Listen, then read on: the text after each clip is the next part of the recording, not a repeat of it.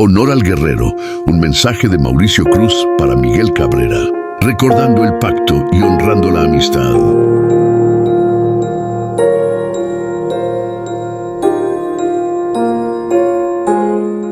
Antes de entrar en el mensaje, no puedo dejar de hacer mención a lo que está ocurriendo en Israel como epicentro.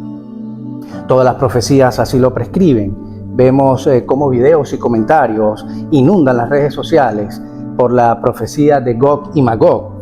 Ciertamente son 6 libros los que hablan de ella y 4 profetas lo avisaron. Gog y Magog en la gematria hebrea dan el número 70 y 70 es el número donde Dios habla de todas las naciones. Sin embargo, no voy a hablar de sensacionalismo, porque lo que sí tenemos que entender es que toda profecía de destrucción hay detrás un mensaje de esperanza. La profecía puede que se cumpla, pero también puede que no se cumpla. El episodio de Jonás y Nínive, la capital del imperio asirio, es un poderoso ejemplo de cómo el arrepentimiento puede cambiar el curso de la historia y cómo la misericordia de Dios es más grande que cualquier juicio que pueda imponer. Antes de entrar en el núcleo del mensaje, honor al guerrero, quiero decir que un tiempo atrás escribí este mensaje y debo confesarles que cuando yo lo estaba articulando no tenía dueño.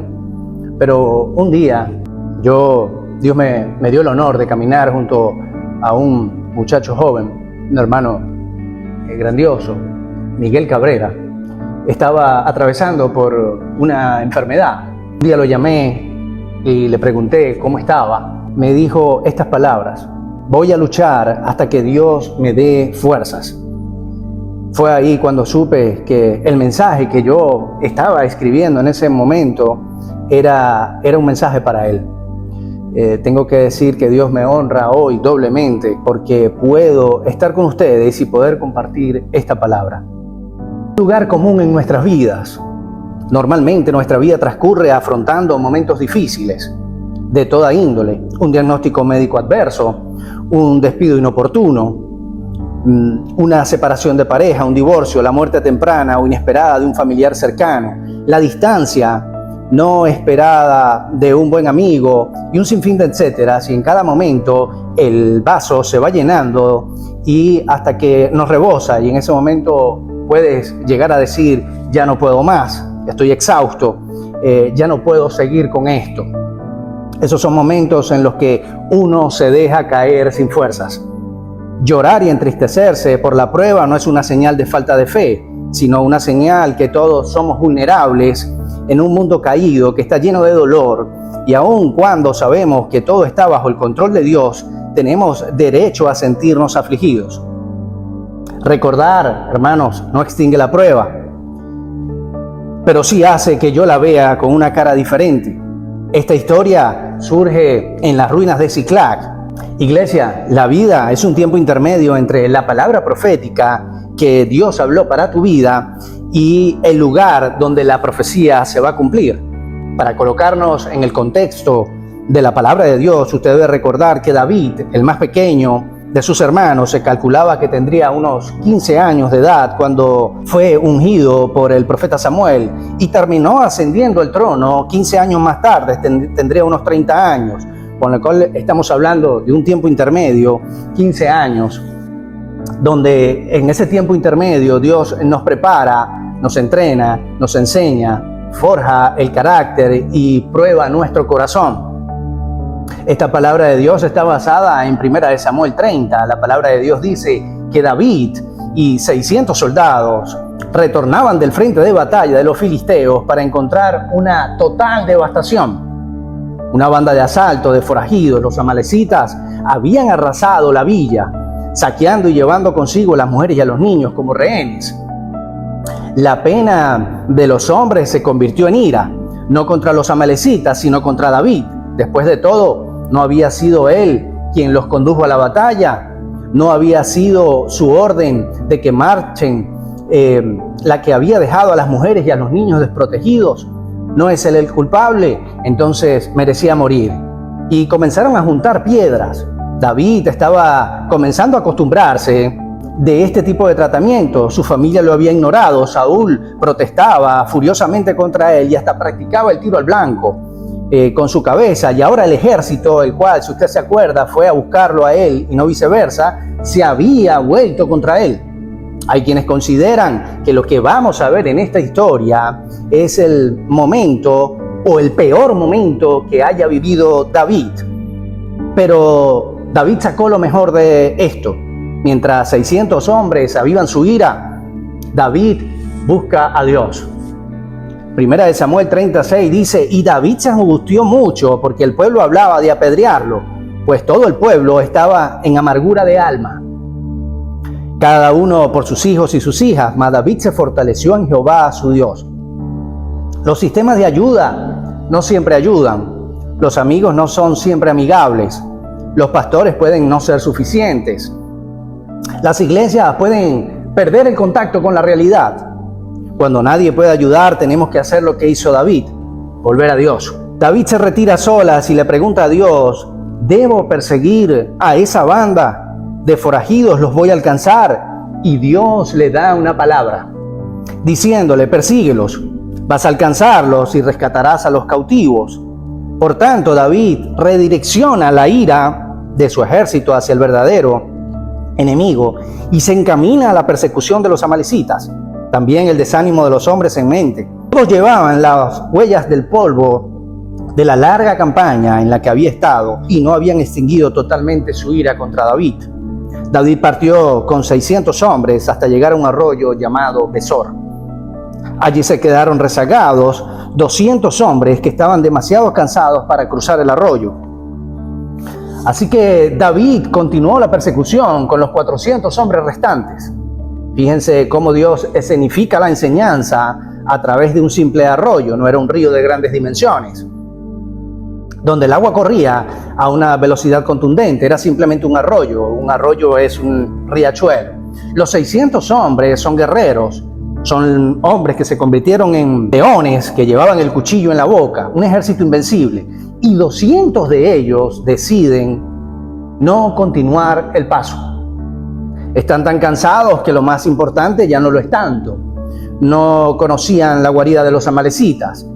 Y si no hubiese sido por el propósito de los que amaban, seguramente hubieran abandonado la misión. Efectivamente, 200 lo hicieron. El ejército alcanza el arroyo de Besor y ellos deciden allí desmontar. Los soldados se meten al río, refrescan sus caras, hunden sus pies en el lodo fresco y se estiran en el pasto. Y aunque habían escuchado la orden de continuar, 200 eligen abandonar la misión y descansar. Yo quiero decirte, iglesia, que hay una diferencia abismal entre el soldado y el guerrero. Mientras el soldado se sienta exhausto a ver el arroyo pasar, el guerrero viene de vuelta con la victoria entre sus manos. Escucha, iglesia, cuán cansada puede estar una persona para abandonar el rescate de su propia familia, pero ahora la fatiga los consume. Están exhaustos, golpeados, abatidos, tanto que no pueden juntar fuerzas necesarias para salvar a su propia carne y a su propia sangre. Escucha, iglesia, un divorcio, una adicción, un despido inesperado, la traición de un socio, la apatía de tus hijos, la falta de comunicación con tu pareja, una iglesia sin influencia sobre mis hijos, cualquiera de estas cosas te puede colocar sentado en el arroyo de Besor. Cualquiera que sea la razón, iglesia, yo quiero preguntarte, ¿dónde quieres escribir tu nombre? ¿Del lado de estos soldados que se quedaron sentados o del lado de los guerreros que se fueron en busca de la palabra de Dios? La iglesia debe decidir qué hacemos con la gente del arroyo de Besor. ¿Los reprendemos, los presionamos, los ignoramos, nos avergonzamos de ellos o los dejamos descansar? ¿O hacemos lo que hizo David? David les permitió quedarse. David y los 400 hombres restantes reanudan la cacería y con cada luna que pasa se hunden cada vez más profundo en el desánimo. Los amalecitas tienen una gran experiencia en huidas y no dejan huellas. Los hombres de David se encontraron en el campo con un egipcio y se lo llevaron a David. Le dieron de comer y de beber. El egipcio es un siervo minusválido, que pesa más de lo que vale. Los amalecitas lo habían dejado para que muriera de hambre y los hombres de David lo atienden, volviéndolo a la vida con higos y pasas, y le piden al siervo que los conduzca al campamento de su viejo amigo, y él está feliz de complacerlos. David y sus hombres bajan en picada hasta el enemigo como halcones sobre las ratas, rescatando a cada mujer y a cada niño israelita. Cada amalecita muerde el polvo, dejando atrás preciosos botines. David pasa de ser una especie de chivo expiatorio aéreo y los gritos de alegría comienzan. Estamos cerca del final y demandará de nosotros un poco más de atención para poder sentirlo plenamente, y hay que imaginarse los pensamientos de cada uno de los actores de esta historia. Cuando David llamó, arriesgó su vida. Ahora, con la victoria en las manos, vuelve galopando al arroyo de Besor. Justo antes de llegar de lo alto, en una de las colinas, se ve a estos 200 soldados abajo divirtiéndose, y empiezan los pensamientos en busca de justicia. Y usted dice a sí mismo: esto no es justo. Mientras nosotros peleábamos, ellos dormían. Mientras yo iba a la guerra, ellos recibían masajes terapéuticos en el río. No es justo. Por lo tanto, se lo comunican a David. ¿Con qué nos vamos a encontrar? Bueno, con esposas rescatadas que están enojadas, rescatadores resentidos. ¿Y qué hay de los 200 hombres que se habían quedado descansando? ¿Que se merecen? ¿Quién tratará con ellos? Alguien tiene que decirles que lo que hicieron no estuvo bien. Veamos cuál es la respuesta de David. Luego David regresó al arroyo de Besor, donde se habían quedado los 200 hombres que estaban demasiado cansados para seguirlo. Ellos salieron al encuentro con David y su gente, y David por su parte se acercó para saludarlos. Pero entre los que lo acompañaban a David había gente perversa, y exclamó: estos no vinieron con nosotros, así que no le vamos a dar nada del botín. Que tome cada uno a su esposa y a sus hijos y se vayan. No hagan eso, mis hermanos, respondió David. Fue el Señor quien nos los dio todo y quien nos protegió y puso en nuestras manos a esa banda de maleantes que nos habían atacado. ¿Quién va a estar de acuerdo con ustedes? Del botín participan tanto los que se quedaron cuidando el bagaje como los que van o fueron a la batalla. Cuidando el bagaje. Note la palabra de David, lo que se quedaron cuidando el bagaje, como si hubiera sido una tarea. Ellos no habían pedido cuidar ningún bagaje, sino que, olvidándose de todo, habían elegido descansar. Pero David dignifica su decisión de quedarse. David realizó muchas grandes hazañas en su vida y también otras no tan gloriosas, pero quizás la más noble fue esta: honró a los soldados exhaustos de Besor. ¿Estás cansado? Me pregunto, ¿cuántos estaremos ahí? ¿Cuántas firmas de correo tiene oculta esa leyenda? El arroyo de Besor. Demasiado cansado para pelear, demasiado avergonzado como para quejarse. Mientras otros proclamaban victorias, el cansado se sienta en silencio. ¿Cuántos se sienten en el arroyo de Besor? Si usted está en esa lista, esto es lo que necesita saber. Está bien descansar. Jesús es su David. Él pelea cuando usted no puede. Él va a donde usted no puede. No se enoja si usted se sienta y jamás le va a reprochar algo que Él haya hecho por usted. ¿No fue Jesús el que dijo: venid a mí todos los que estén trabajados y cargados, y yo os haré descansar? El arroyo de Besor bendice el descanso y nos advierte sobre la arrogancia. David supo que la victoria fue un regalo. Recordemos lo mismo, la salvación llegó a nosotros como un egipcio en el desierto, una encantadora sorpresa en el sendero, no ganada, no merecida. ¿Quiénes son los fuertes para criticar al cansado? ¿Está usted agotado? Pues respire profundo. Necesitamos de sus fuerzas. No juzgue al cansado. Identifique a algunos que no vinieron y se quedaron descansando. Prepárese para su encuentro. ¿Dónde quiere ver usted su nombre escrito? ¿Dentro de los 200 soldados o dentro de los 400 que cruzaron el arroyo y fueron como halcones persiguiendo la palabra de Dios que había profetizado para su vida?